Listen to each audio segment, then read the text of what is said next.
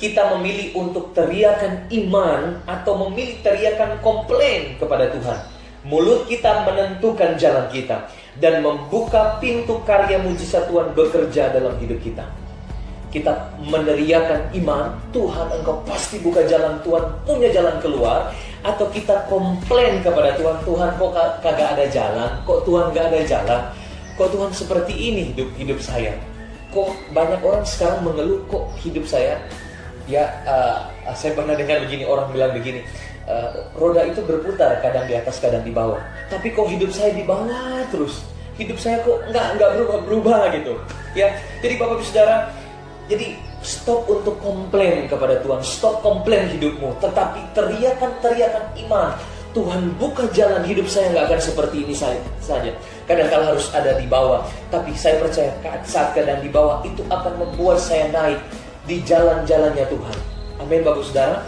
Saya catat begini, perkataan sampah akan memperlambat kita berjumpa dengan janji Tuhan. Kadang-kala mulut kita penuh dengan sampah. Bapak Ibu Saudara, mulut kita itu penuh dengan sampah Bapak Ibu Saudara. Perkataan kita seperti sampah.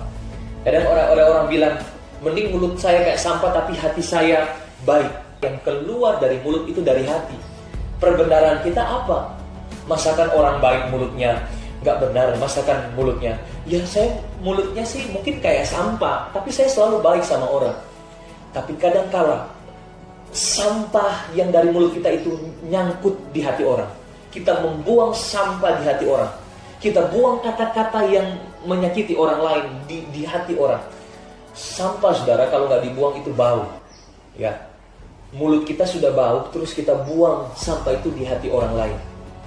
Jadi gak ada yang orang bilang, mulut saya sih kayak sampah, tapi hati saya selalu baik sama orang. Gak ada seperti itu.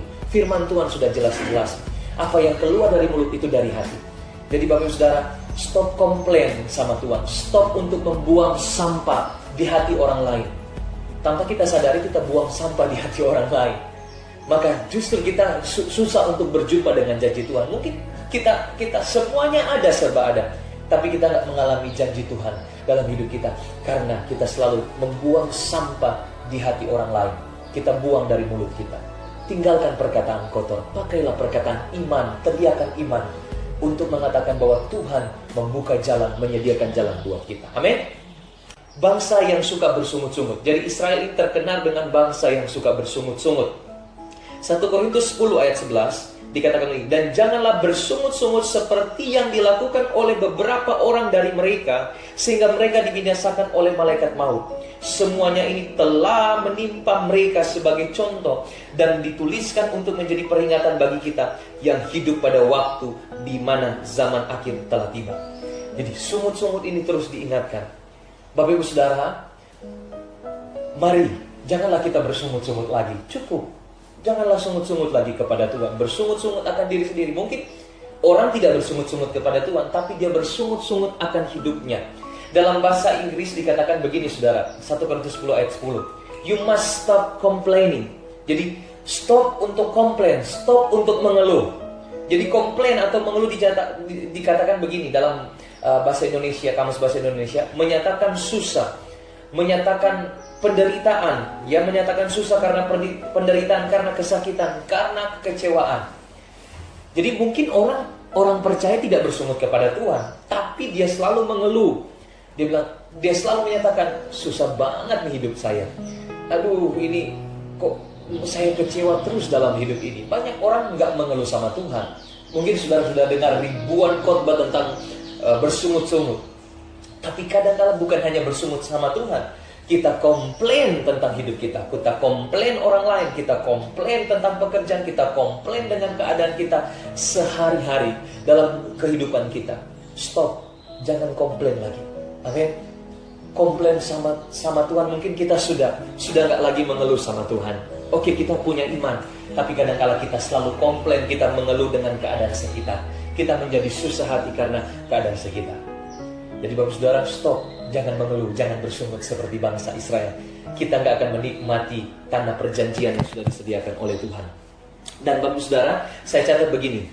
Kita memilih untuk teriakan iman atau memilih teriakan komplain kepada Tuhan. Mulut kita menentukan jalan kita dan membuka pintu karya mujizat Tuhan bekerja dalam hidup kita. Kita meneriakan iman, Tuhan engkau pasti buka jalan, Tuhan punya jalan keluar. Atau kita komplain kepada Tuhan, Tuhan kok kagak ada jalan, kok Tuhan gak ada jalan, kok Tuhan seperti ini hidup saya. Kok banyak orang sekarang mengeluh, kok hidup saya, saya pernah dengar begini, orang bilang begini, roda itu berputar, kadang di atas, kadang di bawah. Tapi kok hidup saya di bawah terus, hidup saya kok nggak berubah gitu.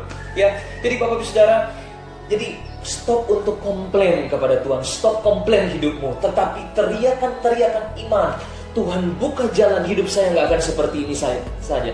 Kadang-kala harus ada di bawah, tapi saya percaya saat keadaan di bawah itu akan membuat saya naik di jalan-jalannya Tuhan. Amin Bapak Saudara. Saya catat begini, perkataan sampah akan memperlambat kita berjumpa dengan janji Tuhan. Kadang-kala mulut kita penuh dengan sampah. Bapak Ibu Saudara, mulut kita itu penuh dengan sampah Bapak Ibu Saudara. Perkataan kita seperti sampah.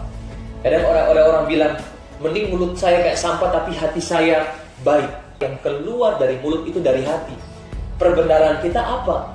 Masakan orang baik mulutnya nggak benar, masakan mulutnya, ya saya mulutnya sih mungkin kayak sampah, tapi saya selalu baik sama orang. Tapi kadang-kala sampah yang dari mulut kita itu nyangkut di hati orang. Kita membuang sampah di hati orang. Kita buang kata-kata yang menyakiti orang lain di hati orang. Sampah Saudara kalau nggak dibuang itu bau.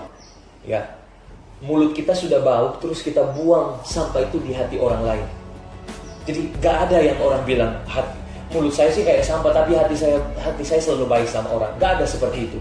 Firman Tuhan sudah jelas-jelas. Apa yang keluar dari mulut itu dari hati. Jadi Bapak Ibu Saudara, stop komplain sama Tuhan. Stop untuk membuang sampah di hati orang lain. Tanpa kita sadari kita buang sampah di hati orang lain. Maka justru kita susah untuk berjumpa dengan janji Tuhan. Mungkin kita semuanya ada, serba ada. Tapi kita nggak mengalami janji Tuhan dalam hidup kita. Karena kita selalu membuang sampah di hati orang lain. Kita buang dari mulut kita. Tinggalkan perkataan kotor. Pakailah perkataan iman, teriakan iman. Untuk mengatakan bahwa Tuhan membuka jalan, menyediakan jalan buat kita. Amin.